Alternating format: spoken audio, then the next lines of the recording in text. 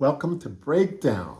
It's Tuesday, October 8th, 2024. JJ, That. SEC Big Ten football. Don't you love it? I mean, you gotta love it, right? You got to. You know who love it more than anybody else right now? Who's gotta love it more than anybody else right now? Vanderbilt. Yeah, I was about to say whoever Vanderbilt's coach was. I couldn't remember his name. Yeah, the whole team, the whole school, everybody love it. JJ, let's talk SEC Big Ten. Since I mentioned Vanderbilt, let's start with the review of last week's game. Vanderbilt, Let's start with that one. shocking the world. Their biggest win in school history. They beat Alabama. When's the last time they beat Alabama? I haven't a clue. Tell me. I honestly can't remember. I know I wasn't alive. I can't remember if it was the late 80s or early 70s, but it's been a long time. They beat them 40-35. Yeah, I don't think they've ever scored. The last time they scored 40 points on Alabama was 1906, I believe. I definitely know it was a 1900 something. It wasn't, they didn't make it to the 1910s. Having put up 40 points on Alabama, so congrats to them. Congrats. So yeah, I seem like every week I ask you a question. I'm going to ask you that same question today. The question is the question for today. Alabama, Vanderbilt. Okay. Did the better team win? Did the better team win? Vanderbilt, well, you know their resume. They lost to Georgia State infamously. They lost to Georgia State. Are they the Falcons? What are they? Eagles? I just call them Georgia State. Georgia State. I don't know what their mascot is, but they lost to them this year. You know, they have another loss as well. Who else did they lose to? Missouri. Yeah, they actually should have beat Missouri. That was in double overtime. The better team did not win, but the better team won, I guess. Let me ask you a question. The more talented team lost. The better team, I think Vanderbilt has some good vibes coming over from New Mexico with Diego Pavia, the quarterback, and Jerry Kill coming over. So, well, Lou Holt said something back in the 70s. I'm not sure he's the first person to say it. He probably wasn't. But when he was at Arkansas, he said, we don't have to be the better team. We just have to play better this day. Yeah, that's what they did. And true or false, JJ? Vanderbilt did that. True or false? Numbers don't lie. Yeah, I mean, I'm going to have to say true. Okay, let's go through some numbers, JJ. Alabama had the ball for 18 minutes in the game. 18 out of the 60 minutes, Alabama had it. And Vanderbilt had it 42 minutes. So less than a third.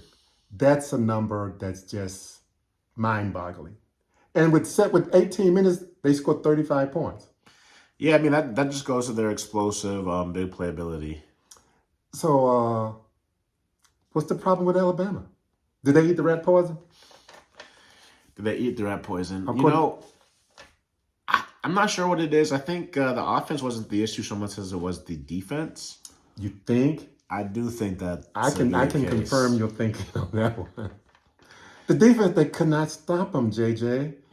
I mean, Alabama would score and say, well, we're going to make this a game. Now they get within 2, 3, however many points. Then they just go right back down the field.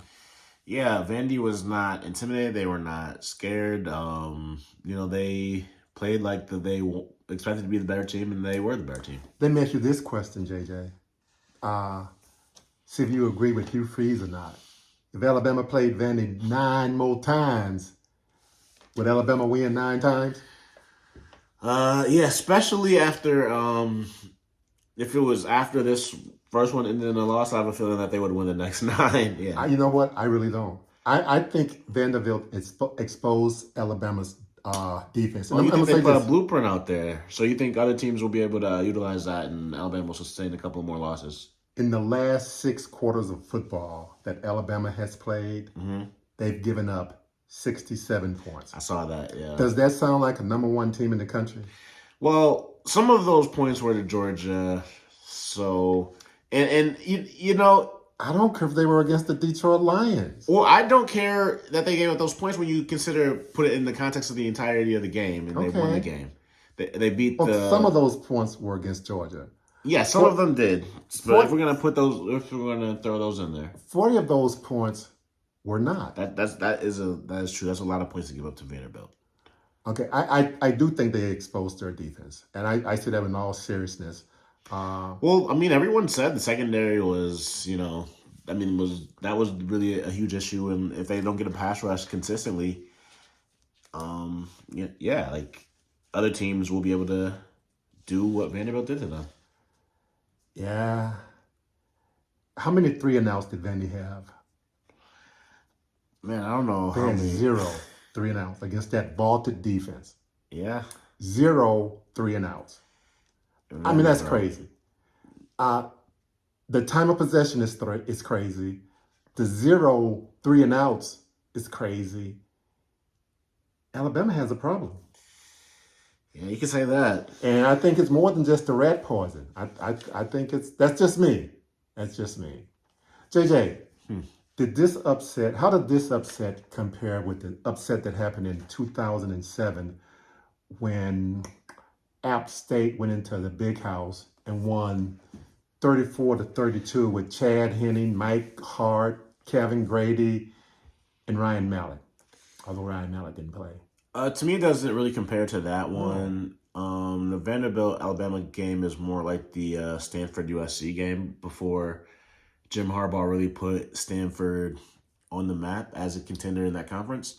Tavita Pritchard, actually, Stanford went into that game as a bigger underdog in Vegas to USC than Appalachian State was to Michigan in that game. So they were a 30-some underdog back then. I can't remember what it was. Michigan was number 5 in the country at the time. Yeah, I think like Stanford was like a 40-point underdog. But but I say that because Vanderbilt is in the same conference, and they're the smart school in the conference that values academics more than football and likes to have their noses up in the air and all of that. And they were able to get down with the Neanderthals for a wonderful, majestic Saturday afternoon and put on a bit of a show.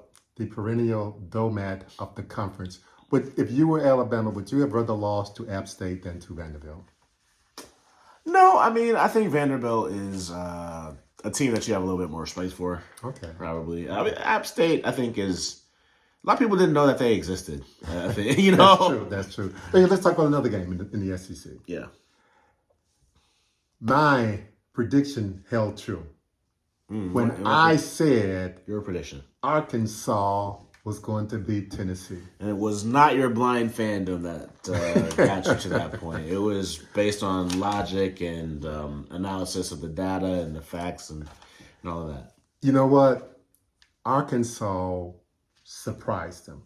They did. But they should not have been surprised. Arkansas played a 3-man front for most of the game. The first time they played one this year, Sam Pittman said he got that blueprint from the Oklahoma game. Said they watched Oklahoma play in a 3-man front, and they were pretty effective during the time they played that 3-man front. So they came out, played the 3-man front basically the whole game. They had the 4-man front every once in a while, and they did do some blitz, but they lined up with 3 men on the front. Yeah. Is that the blueprint that everyone is going to be playing, Nico, the rest of the year? Well, I mean, if Josh Heupel doesn't have a counter to that, yeah, everybody will do that. But I would imagine that, he is the coach that I think that he is, and I do expect him to have some type of counter, some type of safety valve, some type of release. The best counter is to run the ball with a 3-man front. Yeah, and they were unable to do it against Arkansas. Yeah, well, maybe they'll have to figure out a way to utilize a pass catching, also pass blocking option, and run the ball with him. Use dump it out to him if need be, or run it with Nico even. Tennessee was the number 4 team in the country. They were. At halftime, the score was 3-0. Arkansas had dominated. Tennessee had 76 yards at halftime, total yards, and Arkansas had 223. But third quarter, it became 14-3 Tennessee. And then I'm thinking, oh, Lord, here we go again. But somehow, Arkansas was able to pull it out. They were resilient. They rallied. So what was not surprising, you said they shouldn't be surprised that, the defensive line dominated and they utilized the 3-man front.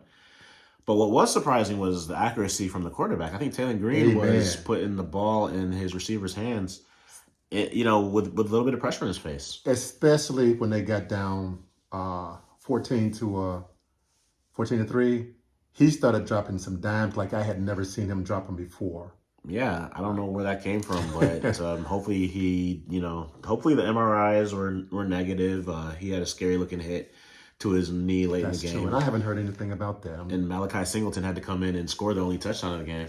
Or not the only touchdown. The second touchdown of the game. For Arkansas. I like that game. I enjoyed last Saturday. Let's speed up our conversation and talk about a game last week. Mississippi and South Carolina. Yes, Mississippi, South Carolina. Mississippi was coming off a loss to Kentucky. Ended up beating South Carolina handily. Yeah. And I go back to what I had said. Mississippi is Mississippi the best team in the SEC? You say no, I say maybe. But how did that game? What did that game do for you with Mississippi and South Carolina?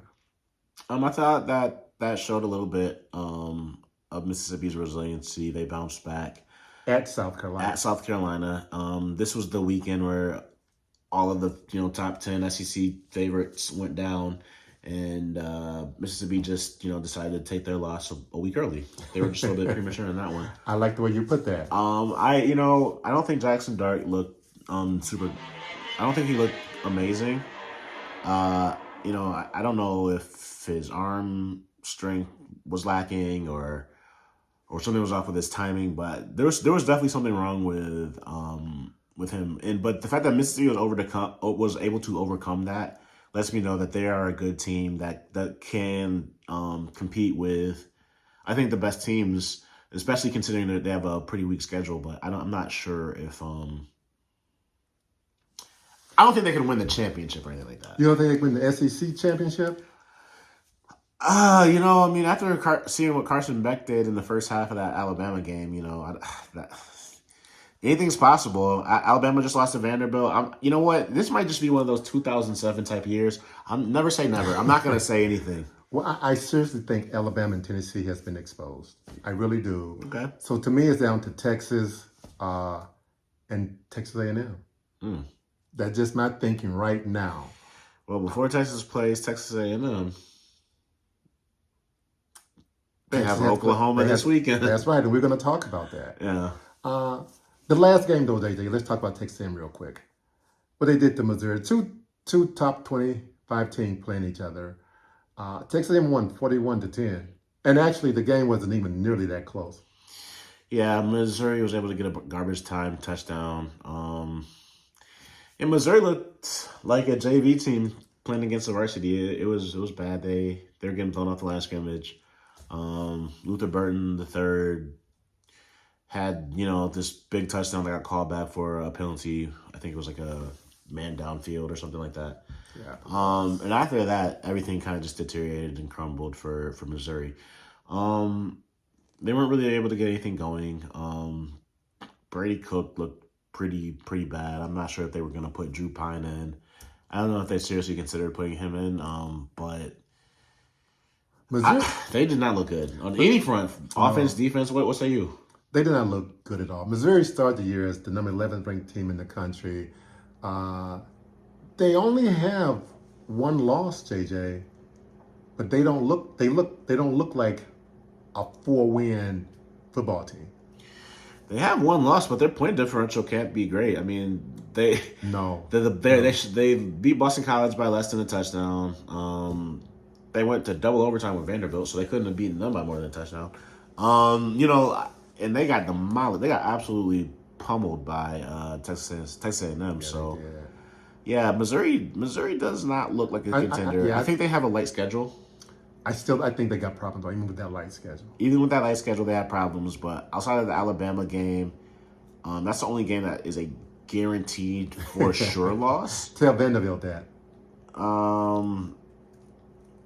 Well, Missouri beat Vanderbilt. Okay. So I said, okay. Well, that's a guaranteed for sure loss. I think Oklahoma could be a loss. South Carolina could be a loss, but they could win those games. And Arkansas is definitely a loss. Okay, well, JJ, let's go to the Big Ten. Hopefully. Let's go to the Big Ten. Last week in the Big Ten. Let's go. Were there any really big games last week in the Big Ten? Not a whole lot to talk about last week. Let's start with Nebraska. Let's start with Nebraska. Hosting Rutgers, winning 14-7. How good is Nebraska? I ask you this every week. How good is Nebraska? Nebraska's pretty good. They have a quarterback for the first time in what seems like forever. Okay. Tommy Frazier, Eric Crouch, Scott Frost. It's been a while since they've had a competent person on the center, and they had that with the freshmen.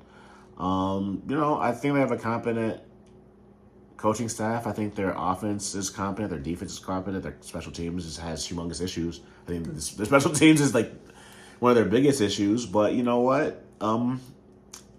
If you're going to have issues, that's where you should probably have them. I'd rather have them there than have them on offense or defense. Rutgers was undefeated going into that game. Nebraska. But were they paper tigers? Who was Rutgers' best win coming into that game? They don't have a best win coming into that game. Washington might not have been too bad. They did kick a game-winning field goal in the waning second. At the clock ran out to beat Washington. That may be true because Washington last week beat Michigan. They did beat Michigan.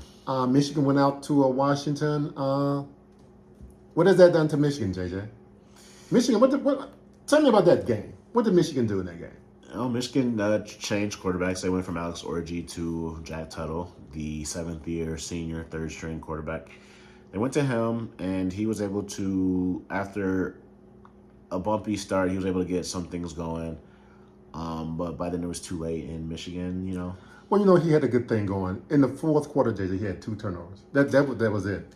He had a fumble and an interception. Yeah. I mean, that just ended Michigan's thing.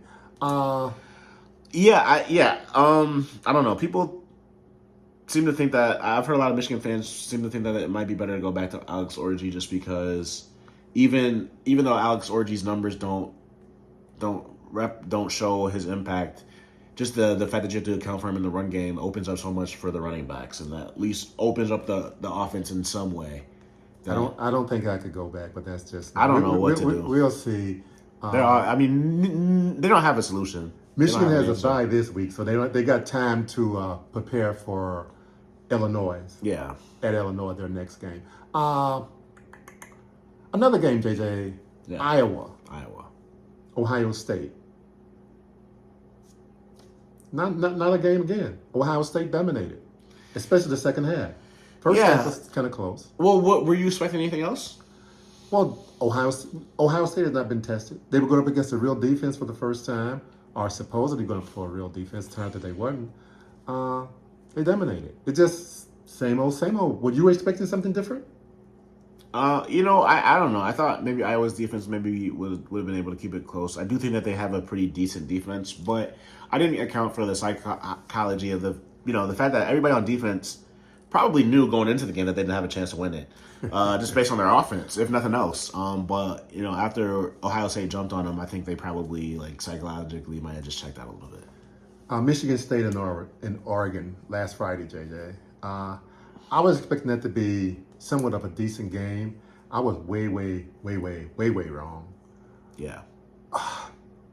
Oregon is better than I thought. Mm-hmm. You got any thoughts on that game? I don't have much thoughts on it. I think Oregon, dominated. They pretty much could name their score, but they could have did that last week as well. Oregon. I think this week the game between Ohio State is going to be very, very interesting. But really quick, and we're going to talk about that. Let's talk about Minnesota and USC. Mm-hmm. USC coming in to Minnesota. What happened out there? USC. What happened in Minnesota? Yeah. USC flew east and took an L again. Took another loss. They don't like going east, I take it.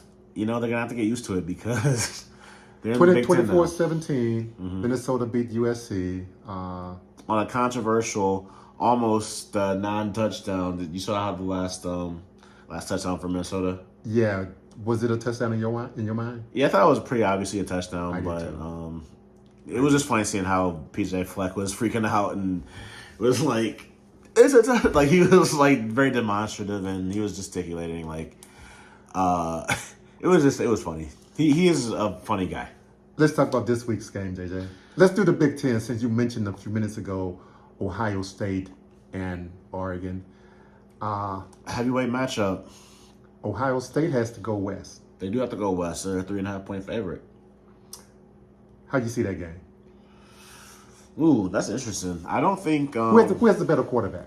Who has a better quarterback? Dylan Gabriel versus Will Howard.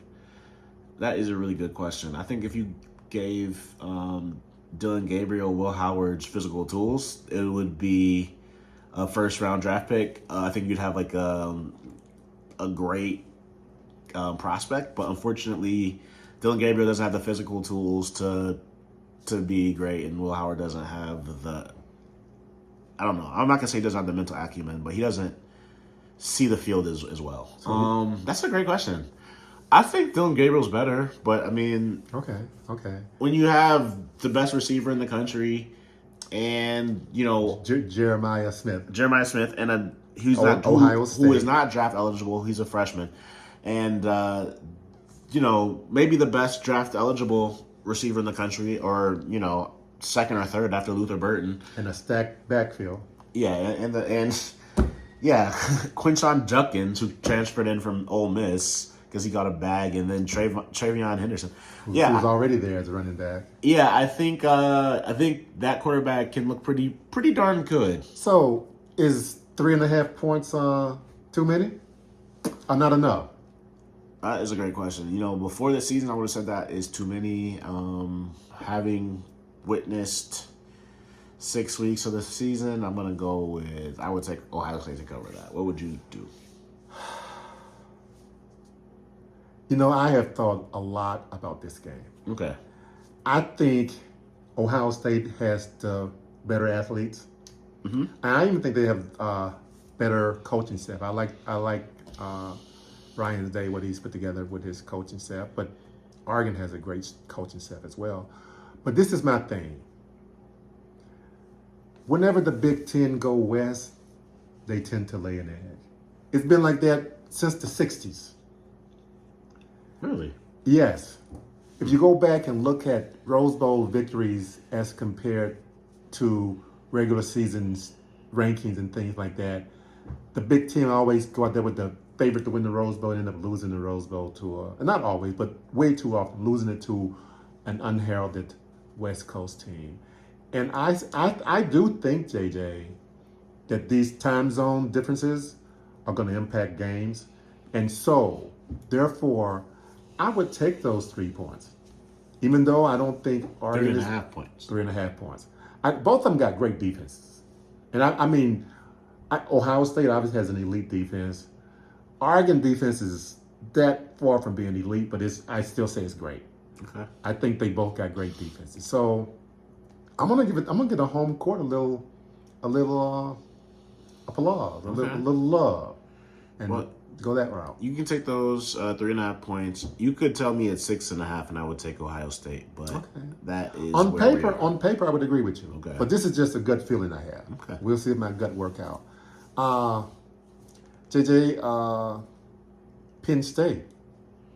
They get to host a West Coast team. Yeah, the Penn State not so mighty USC Trojans. Penn State's a 4.5 point favorite. Yeah, limping in after. Penn State's undefeated. Ohio State's undefeated, and Oregon's undefeated. Yeah, they have a little bit more undefeated teams than the SEC. Yeah, way more. They got 4 compared to 3. Yeah, they comprise 3 of the top 4 teams per the AP poll. Okay, perfect. 2 of them playing each other. Mm-hmm. How good is Penn State? They're undefeated, JJ. They've been taking care of business. They haven't really struggled at all this year. No, they haven't really struggled at all, and they've been taking care of business in ways that they don't normally do. I think I remember last time I looked, they were number 2 in the country in explosive plays, which is something that their offense has not been in a while since the Trace McSorley days or the Saquon Barkley days. Sean Clifford was a lot of things, but dynamic was not one of them, I would say. They look a lot more dynamic. They look like they can run the ball. They look like they can throw the ball. They look like they can stop the run, and they look like they can get after the pass. They can definitely stop the run, and so can Ohio State. So they look like a complete team. I think they're pretty good. How good do you think they are? I just spoke on teams going west because I said Ohio State is going west. Penn State, they're going west. Did I say they were They're at USC. They are at USC. So they are going west as well. Mm-hmm. USC has not been impressive at all. Penn State's the better team. I would give those 4.5 points. Yeah, I mean, USC has lost 2 of their last 3, and they were down big against Wisconsin in the game that they ended up winning. So yeah, they look bad. That's true. They do not look good right now. So I would, and Penn State I think is balanced. How about Rutgers and Wisconsin? Rutgers and Wisconsin. Neither team have impressed me. I mean, I take it back. Rutgers has impressed me. In this game, Wisconsin is a 2.5 point underdog. Yeah, I mean, Wisconsin is a 2.5 point underdog. It's at Rutgers, correct? Yes, it is. It is. Yeah, I mean, Rutgers looks like a complete team. They're well coached. You can see the difference that Greg Schiano has provided. They lost their first game last week against Nebraska. They did. It was a close game. At 14, Nebraska, 14-7. Yeah, a very close game. Yeah. So that's something to cry about. Yeah, Rutgers, I would expect to win. I would take them to win. Okay, we're in agreement on that one. Luke Fickell, at one point does he get on the hot seat? Wisconsin goes down to 3-3. Is that what they paid all that money for him? You know, that's a good question. I don't know. It might be late this year, but I don't think he's on the hot seat right now. Yeah, I don't think so either. Wisconsin, yeah, I think they're a little bit more reasonable. Let's do this week in the SEC, JJ. Let's move on to this week in the SEC. Let's start with the biggie. The big game. The Red River rivalry. The Red River rivalry has come southeast. In Dallas, that's right. 2 southeast teams for the first time as southeast teams. Yeah. Texas and Oklahoma. Texas is a 14.5 point favorite in that game. Both teams were off last week. They both had byes. Yeah. And to prepare for each other. So, what's your take? Educate me on this game. Well, the theory is that Quinn Ewers is healthy and he'll play. But regardless, I think, Texas will win by 2 touchdowns. That extra half point, though, that is what would keep me from actually making a decision. It would keep it from being a bet. I would stay away because you don't get the push if they do win by 2 touchdowns. So I'd have to stay away. But I'm taking those points. You taking them? I'm taking Oklahoma and 14.5 points. Whew, I'll stay away. Texas, I still remember. What was it? 49-0. Was that 2 years ago? I can't remember. But you know what? That just makes things worse. Yeah, but I think Texas has a better coach. I think Texas has better players. I think they have a better offense. I think they have a better defense. I don't disagree with you. I think Texas has a point to prove. I think Texas didn't like Georgia getting the number 1 and Alabama getting the number 1. I think that they want to prove that they're the number 1 team in the country. They're the last undefeated team in the SEC. I think they're going to destroy it. Ooh. Oklahoma, I think they're going to send a message to Texas A&M through Oklahoma is what I think they're going to do. Okay, JJ. I think they're going to put the fear of God into Texas A&M, what they're going to do to Oklahoma. Interesting. Yeah. What about LSU hosting Ole Miss? Ole Miss is a 3.5 point favorite. That's a good one. That is a really good one. Ole Miss is a road favorite. Yes. In Baton Rouge. I know. The disrespect. Is Baton Rouge one of the toughest places to play? Oh, man. They're basically saying Garrett Nussmeier is nothing. That's what Vegas is saying to me. I like that. I'm not a big Ole Miss guy. I'm going to take LSU. You know what? I think Ole Miss will right the ship. Mm-hmm. They started writing it last week, and they will continue. They're going to beat LSU, and then they're going to get a week off. I think they exhausted all the demons that they could last week, and I think LSU is going to take off their disrespect, as Birdman would say. I think they're going to take that out. Okay, JJ, let's talk about two more games we can kind of quickly. All right, let's run through these 2 Alabama, will they get back on the winning track when they host South Carolina? Alabama is a 21.5 point favorite. Yeah, I would not want to be South Carolina with Alabama coming off that loss to Vanderbilt. This is going to be a get-right game. South Carolina is going. I don't know what Alabama's first half Vegas number is, but take Alabama to cover that. Take their first quarter. I mean, they are going to want to send a message. This is a get-right game. I don't know. Their offense has no problems. Their offense doesn't have any problems. But their defense, I think their defense was exposed. Their defense was exposed, but they're not going to be suspended Malachi Moore for his little outburst. And I think that they're going to be locked in and focused more so than ever before. And I think Lenore Sellers is a little bit different than Diego Pavia, honestly. I think he's a little less experienced. 21.5 points is too many in my world. Let's get one more. Yeah, and call it quits. Mm-hmm. Kentucky. They get the host, the mighty Commodores. Anchor down, baby. Anchor down. Kentucky, JJ, 13.5 point favorite in that game. How could that be? Yeah, I don't even know if Kentucky. I mean, that's ambitious to assume Kentucky was going to score 13 points. 13.5 point favorite is. I mean, that Kentucky might win, but that is a humongous number. Well, let me ask you this: what are the chances that Vanderbilt will be eating the rat poison this week? They fed. I mean, if Alabama ate the rat poison last week, could Vandy be eating the rat poison this week? Yeah, the Kentucky. What? That's a look ahead spot for Ball State, who they have the week after. No. Not necessarily look ahead, but reading all the accolades about yourself. Thinking that you can walk on water and all you got to do is suit up and get the W. I mean, maybe, but Diego Pavia has